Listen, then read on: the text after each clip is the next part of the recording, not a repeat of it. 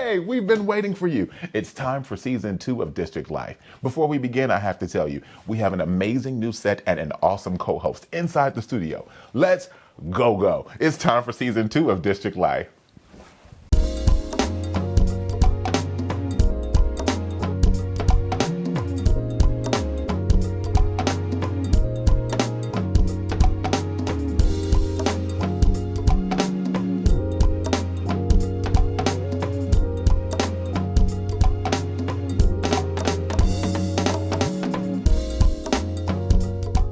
Welcome to an all-new season of District Life. I'm Larry Brown Jr., and I'm happy to introduce our fabulous new co-host, Miss Sharifa Gregory. Welcome, Sharifa. Hi, Larry. Hey. Hi, everyone in DC land. I am so excited to be here. Well, besides this new gig, you've had some exciting things happening in your life. Tell us about it. Well, bam. Oh, come on now. Look at that. Congratulations. Thank you. I told you she was fabulous. All right. Enough about me.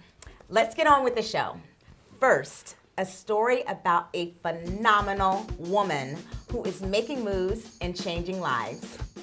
Marketing executive Ricky Farley was told to get her affairs in order after being diagnosed with triple-negative breast cancer and given 2 years to live. Well, we caught up with her a whopping 10 years after her diagnosis as she fights to find a cure.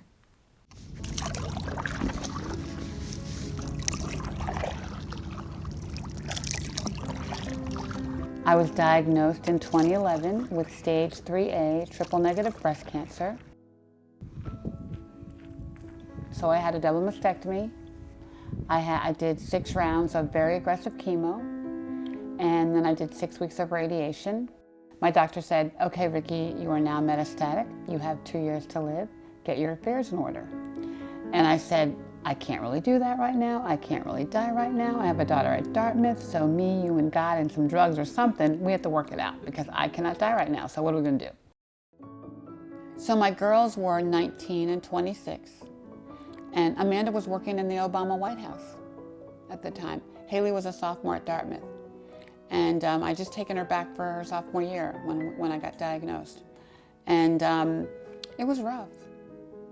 And I realized the only person I could really take care of was Haley, because I figured I had a Dartmouth education, Amanda had a Dartmouth education, Haley deserved an education, so I had to pay for it. So she was really my purpose to get through treatment.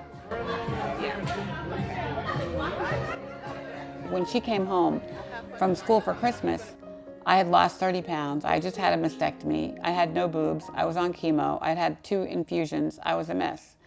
And it scared her to death. So she refused to go back to school. So she stayed home with me for a semester. And she was my caregiver. She was my chemo buddy. And she became the boss. Mom, eat the chicken. Mom, go to sleep. Mom, shut up. Mom, I don't want to hear about it. It was me and her in the house. And Amanda came home probably every couple weeks, but she was working for Obama in the White House. So she could only do it, but Amanda attended every doctor appointment with me.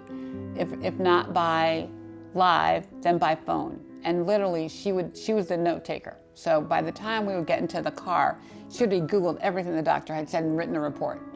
So by the time I got home, I had a report. These are the drugs you're taking, this is what you're doing, this is what it means, and so they really both took care of me.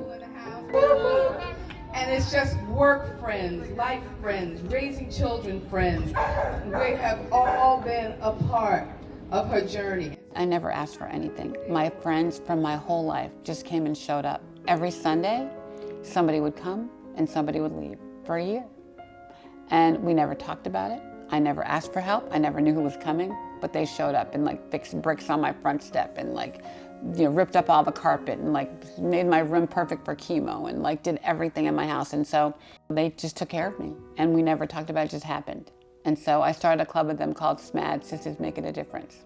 Her sister was the first on board, and whether it was women from her church, professional women, her mom, her children, all of the friends that she had over the years, we would just come in waves. One group of women would come for a day or a week or 2 days, and we would do what we could do. Most of us did not know each other. We came from very different walks of life, but Ricky was that centerpiece, and from that direction we all came, and we continue to support her and other women who had the similar challenges. There are only about 5 doctors in the world that were even talking about triple negative breast cancer at that point. One was in Atlanta, and she put me on 2 drugs that were experimental at the time for triple negative and are now standard of care, but we didn't really know if they were going to work, and we tried them, and here I am 10 years later. Walking with my mom in the Susan G. Komen 3-day walk is always fun. I can't imagine living without her, so that 60 miles in retrospect is actually really, really easy. I would not miss it. I drive the whole route with them so they can change their shoes if they need to, and they have something cold to drink all the time. My mom had stage 0, but she had ER positive breast cancer, so she did not have triple negative. And she basically did a lumpectomy and radiation by choice because really she was on the cusp. Looking back, that was probably the best thing for her to do because of the high recurrence rate among Black women. But when I started looking at the numbers, like that 41% number, and you know, I'm a marketing person by trade, so I made a PowerPoint presentation of all the data, you know, so 41% higher mortality rate, 39% higher recurrence rate, and I went and I presented it to a bunch of pharma companies, and they were blown away. And they're in this every day. And I said, well, who's taking care of the Black people? The other thing is we do have data to show this integrated medical group visit model in cancer patients specifically, just not in African American women with breast cancer. I started Touch to find the answers, to start the science, to get focused on the science, advancing the science. You know, yoga's gonna be here. I don't want anybody to die of breast cancer. But Black women should not be dying in the numbers that we are. And frankly, we deserve mortality rate parity with white women. I don't know what else I would do. I know it's my purpose. Black women are dying at a 42% higher rate of breast cancer, and it's not necessary. Wow. So I try to fight every day, fight like a girl. The fear of death is always there, so that's why you have to live your life to the fullest every day. I live my life to the fullest every day. I pretend like every day is the last day I'm going to be here. I dance every day. Ricky also co-hosts a show with breast surgeon Dr. Monique Gary every Wednesday night at 6 p.m. on Facebook. You can find the link on our website or on our social media.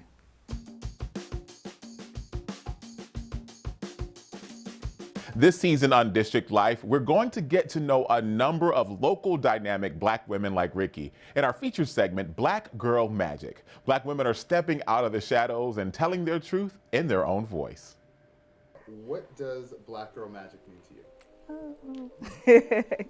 I just get excited whenever I hear Black Girl Magic, just because when that movement started, I think even before that, at first it was like a natural hair movement, and then that kind of really got us in this mindset of accepting ourselves as exactly how we are. And I think that kind of springboarded the whole Black Girl Magic movement. And the whole thing has been exciting to me because there are so many parts of myself that I was taught not to accept or not to embrace because it was like the wrong type of Black.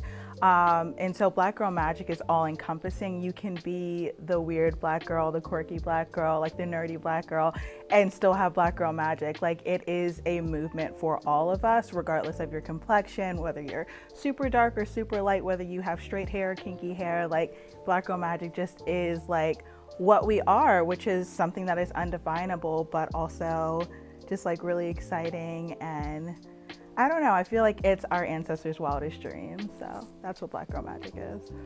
I am a writer first and foremost, but I like to do event planning, party planning, interior design. I like to draw. Fashion design was my beginnings in like kind of the creative world, and then I just ended up going in a lot of different directions. I grew up in a Jamaican American family.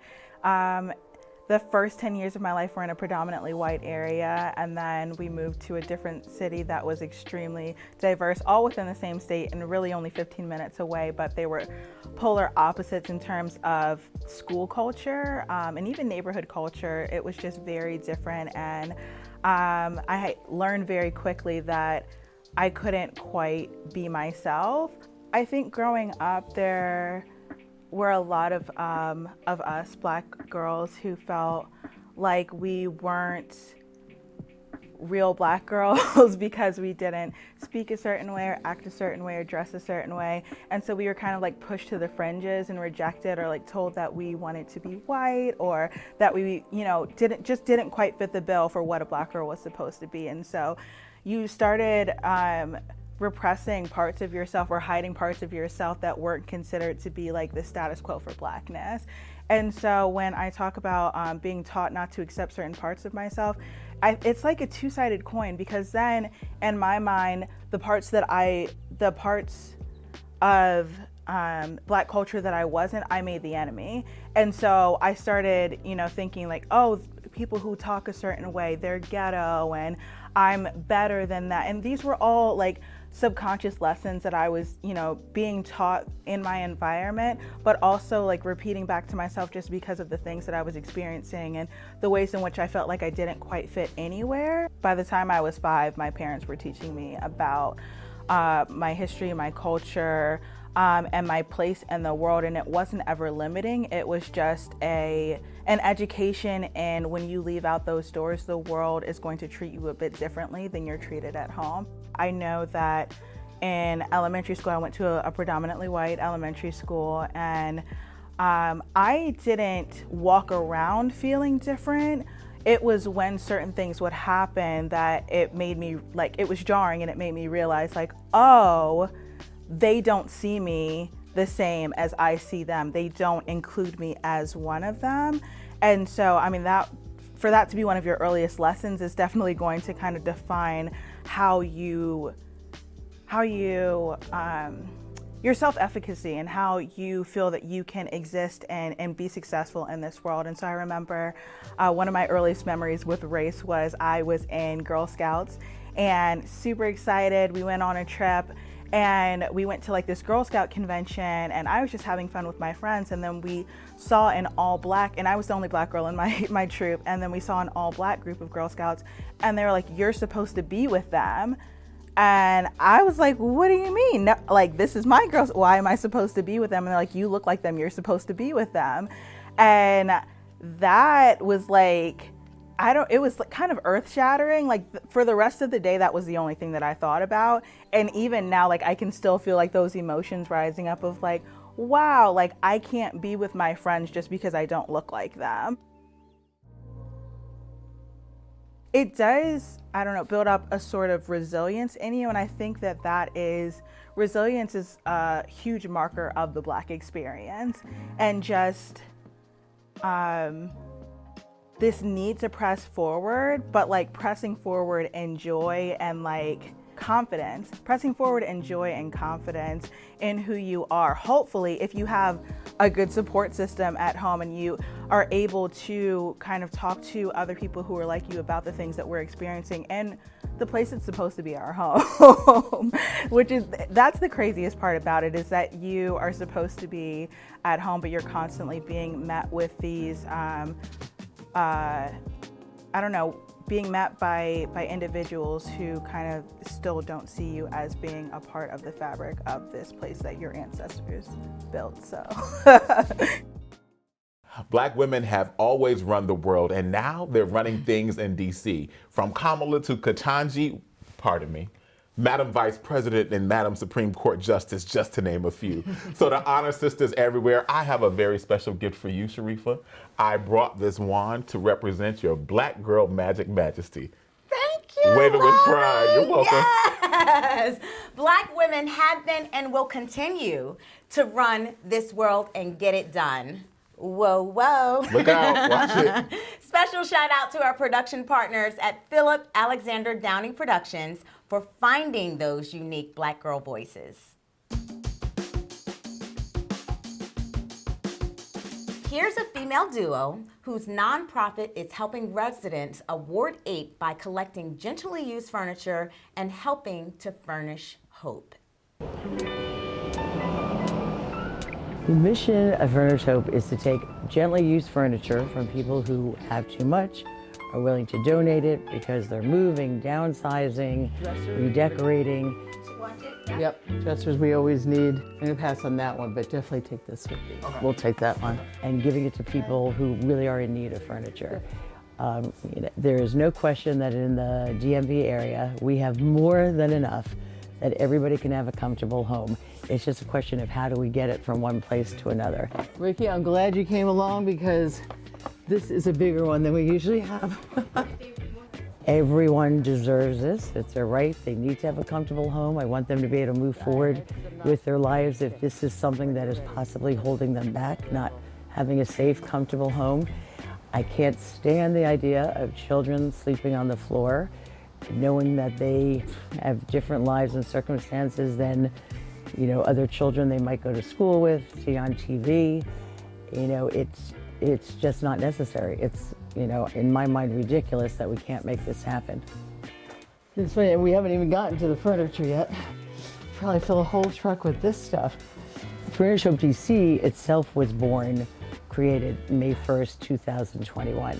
But the idea behind it, what I and other people were doing started probably for real 24/7 a day when the pandemic started. I would never let the fear of something stop me from something I wanted to do. And in many ways it was kind of selfish because you could say I was putting my family, and close friends at risk in a way. But I decided, it was more important to do it because when, people in Bethesda, Potomac, Northwest, Chevy Chase were hibernating and staying in, it just got worse for people that I was, knowing and seeing in wards 7 and 8 where, if they were stuck in, they were stuck in very small places without enough furniture, without enough food, with nothing for the kids to do. And I can't stand that. I can't stand that thought. You want me to get the dolly? Yep. I did this GoFundMe for a truck because I was using a smaller truck at first. I was borrowing my husband's truck, through his company, or I was asking friends if I could use their truck. So I finally did a GoFundMe for a big box truck and literally just went around picking up furniture and would try to get friends or other people to go with me. I hired someone on a freelance basis, in the beginning. I have a partner, Adrian, who does a lot of the individual work with our clients because most often they need much more help than just the furniture. And she knows everything about resources in the city, about how to help. She's been in that many positions, similar positions herself, and come through them, helps women find their voice. So it's kind of grown from just getting furniture and household goods to trying to give, in particular, residents of Ward 7 and 8 more of a voice. So anytime you need something, please feel free to reach out to me. Don't feel like if you reach out to me, it's never too much. I try to find out what led them to needing furniture because there must have been a need that you didn't get met that led you to not having furniture. So I have a brief conversation with them because we want it to be like family. So when I chat with them as I chat with friends. Hi, I'm Adrian. You don't have to call me Miss Herbert. I'm Adrian, and I work closely with Nikki. I'm her partner, and we just go down the line and we talk about the kids first because that's really heavy on my heart. What do the kids need? What do you guys need? What are you eating tonight? I just ask in general questions. I don't ask, do you have food stamps? No. Just what are you eating tonight? And if they say, oh, okay, so maybe you need some resources. What can we do to make this situation better? That's why people have our numbers. They have the real home numbers, our real direct numbers. Because I want you to, if you need something, I don't want you to suffer by yourself. If I can help you, I don't care what time it is, if I can get there and help you, I want to be that help because it's needed. And a lot of people don't have that, that resource to turn to a mom or a dad or auntie or grandma. They don't have that. I love the fact that we don't want to pick things for you. Because you might like pink, I might like purple. I don't want to give you a pink chair and you're not a pink person. Your home is your home and that's your sanctuary and you should feel comfortable and cozy and happy there. So if we can assist you with that, because that's your place you go to outside of everything. You want to go there and be comfortable, happy, and safe. And that's what we want to assist families with doing. We don't help, we assist. In my mind, it's not charity because this is all furniture that was too much furniture, was surplus. It would go to a landfill if people weren't taking, and we only do quality furniture. If I wouldn't put it in my house, it won't go to someone else's house. So we had a client that came in and they were once on drugs and they were just rebuilding their life. They moved out of a transitional shelter to their own and they were in their unit for over a year with no furniture. They were sleeping on the floor. And we met them and we fell in love with the family as a whole. And the family would come and hang out, and if we saw something that they needed or we thought would be cool for the kids, some activities, puzzles, those are the type of things we do. We try to keep connected. We helped her turn her life around, and to today she's doing much better, and they have furniture and everything, and they text us from time to time, not asking for anything, just to give us an update and say we're doing good and send pics, and those are the type of things we love to see, success stories. Well, everyone's a success anyway. You just fall down sometimes. Furnish Hope DC has furnished over 200 homes, most in Ward 8, and they've donated 500 bicycles, 400 computers, and 16 community basketball hoops.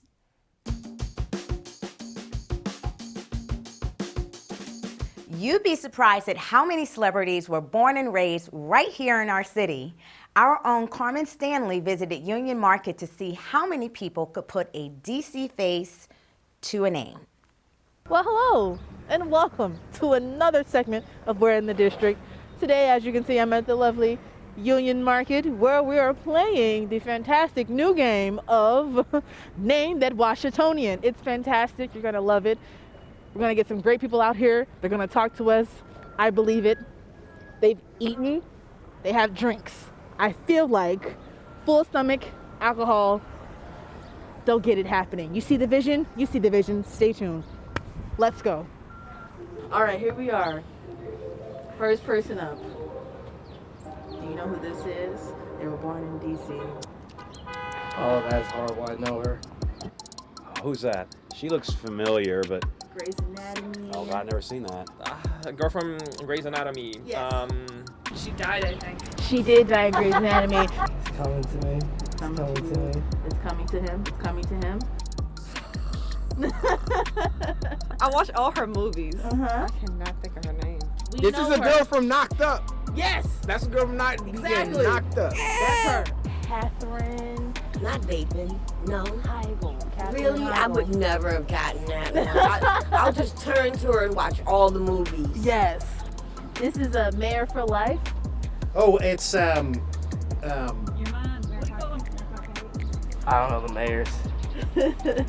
This is a bad look. Oh, yes. I don't know his name, but I know about him. Barry. I don't know. Barry. His last name. Marion Barry. There we go. Man, may he rest on. Marion Barry. There we go. Marion Barry, shout out to you, sir. Rest in peace. Current mayor. M starts with the M. Current mayor. Oh no, I have no Mayor Bowser. Yeah. Yes. Oh, that's Mayor Bowser. Shout out to Mayor Bowser for Black Lives Matter Plaza. We still need to do a lot with the city, but love you, girl. Oh gosh, what's her name? I didn't know she was from here. We're waiting. I know it too. He has it. Yep. I believe in him. Yep. Oh, Hidden Figure. Oh my, what you call her? She's in. Oh. Yes, she's Cookie from Empire. Yes. Taraji Henson. Yes. Oh, Taraji P. Henson, Howard University grad. HU, you go. I was going to say that. He's my husband's favorite actor, and I don't know his name, but I know exactly. It's the Law and Order guy, and he's still back again. Do you watch Law and Order? I've only seen a little bit of it. Oh, I know him. I This know one is the him one that though. freaks her- Everyone's like, we know this man. I do. I do not know his name though. Is it Matt? No, it's similar. Oh yeah, Chris Milani. What? You are He's the the Law and Order first. You're the wait. I said what? You're the first person all day long, including me, who has said his full name on the first try. I've been calling him Elliot. Oh yeah, that's right. I know the team. I don't know who he is. Okay.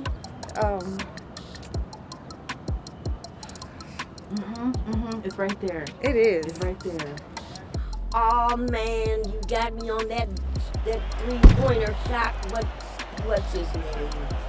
Is it Kevin Durant? It is Kevin Durant. Come on. Oh, that's Kevin Durant. Wow. Yeah. A lot of people born in DC. Congress. She represents Congress. Congresswoman, She's our representative senator? Yes! What's her last name? Oh my God, I should know this. That is Eleanor Holmes Norton. All right. On the first try. Mm-hmm. Oh boy. Duh, Shamara. Oh. See, I'm going with Matt again, and I don't know why. You know someone named Matt? I know a lot of people named Matt. He looks very familiar. He's a comedian. He is. Oh, Kevin Chappelle. No. Dave Chappelle. He's from DC too. He is. He is. Famous jazz player. Oh, jazz player? From No. Has his high school, has a high school named after him. Here. So the art school where all the art kids go to. Not Banneker, not Is it before my time? Yes, it's before. Oh okay. man. Yes. I had to be born. Time currently. Oh, what's his name? What's the first letter? It starts with a D last Is it name. Duke Elliott? It's on high My school. mom loves him. Duke Ellington. Yes. Okay. He looks important. He looks He looks important. I'm done. Give me a clue. No clues. I don't know. Oh. He invented the internet. Al Gore. Is Al Gore born in DC? Yes. Oh my God, that's it. I have no idea. Yeah, what's his name again? Oh my God, I'm so bad with names. Y'all have no idea. How am I so bad with names? What's going on? What's going on? What's going on? Let's get it on. No idea. Is that, gosh, he has two names. Child Gambino? No. Oh. Marvin. Yes. Oh, is that Marvin Gaye? He's from here? I did not know that. Yeah. Well, it's been another great day out here in the district where we played Name That Washingtonian. A lot of great things. I don't think people realize how many people are actually from DC, including myself. Still don't know what that man's name is from Law and Order SVU. But dun dun, I loved him. Thank you so much for watching and participating. Back to you in the studio. I always wanted to say that. Now, listen, were you really able to get all those faces? I recognize Marvin Gaye. And look, I'm still struggling on Miss Grey's Anatomy. Yeah, I don't remember that name. And although those were some recognizable faces, we're going to turn to a recognizable place. For over 20 years, Peter Latona has led the music program at the Basilica of the National Shrine of the Immaculate Conception. You're going to want to turn up the volume for this next segment because the sounds are absolutely heavenly.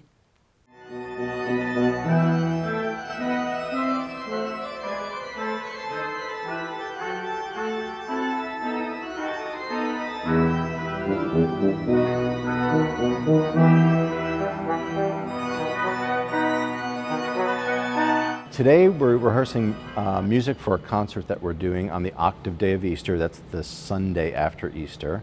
We always have a big concert that day. Usually we bring in an outside organist, celebrity organist. This year we're going to do the concert ourselves, the three organists here, myself included, and brass quintet, so music for organ and brass.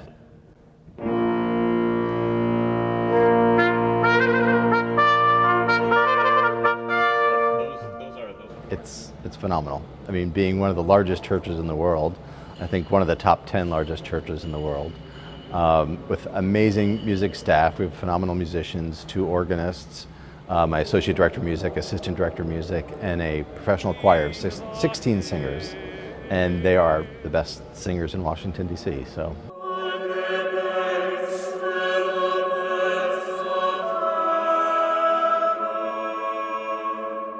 I started working at the Basilica in July of 1997. I was teaching at the time and thought that's where my career was going to go, but I really missed making music in church. Let's see. And the position opened up for assistant organist at the time. So I applied and I got the position as assistant organist. 2 years later, I was made assistant director of music, and 2 years after that, director of music. It was just da-da-deep bump bop bop, just aim for that, da-da-deep bump bop, just to set it. So I didn't walk in the door with vision for how it would be 20 years later, but lots of mental notes along the way, and always tried to improve what I did every year, whether when it was I was assistant or as director.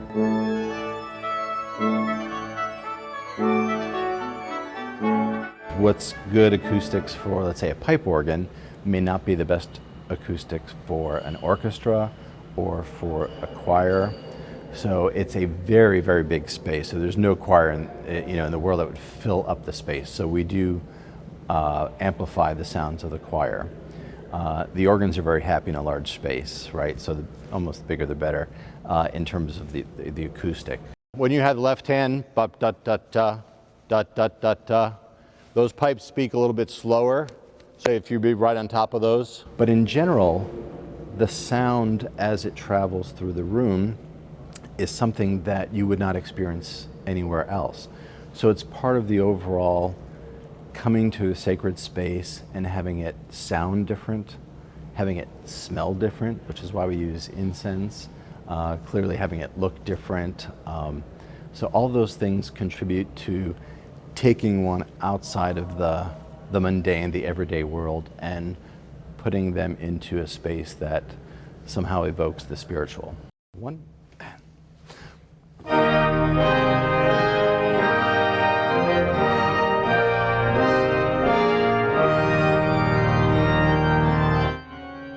Playing the organ for liturgy is fantastic because in some ways it's almost like you're at one with what's going on in the liturgy. In many ways, you're either assisting people feel what is happening at that moment, whether this is a time for meditation, this is a time to pay attention to the gospel, this is a time to feel it's the Easter joy or the mood of Lent or Advent. And when you're sitting at the organ, you can create that mood. Almost. Here we go, measure numbers. Before D, 1, 2, 3, 4, 5, 6, 7 before D. Every Sunday, there just might be that special moment where the choir sings a piece particularly well or the hymns are done well. It just comes together and it just feels, I don't know, it's elevating in a sense. And there have been many moments like that throughout my time where I thought that's really special, and those are moments that stick with me. But it's those moments in the context of worship where everything goes just right and you're not paying attention to the detail and just the music and the liturgy somehow just elevate you. And those are really special moments and moments that stick with you. Many have played in the Basilica, including the National Symphony Orchestra and Marilyn Manson. Okay, well, that's a certainly wide range of people. On a more solemn note, guess what? What? It's the end of this episode. Oh, come on already. Listen, that was so fast. Well, is there anything else you'd like to tell the people of DC? Well, besides the new beginnings in my life, this is a new beginning with you and this show. So beginning next Tuesday, we expect to see you here at 8 p.m. And stream us online and follow us on social media for more information and links to these stories. Thanks for watching. We'll see you next time. Bye.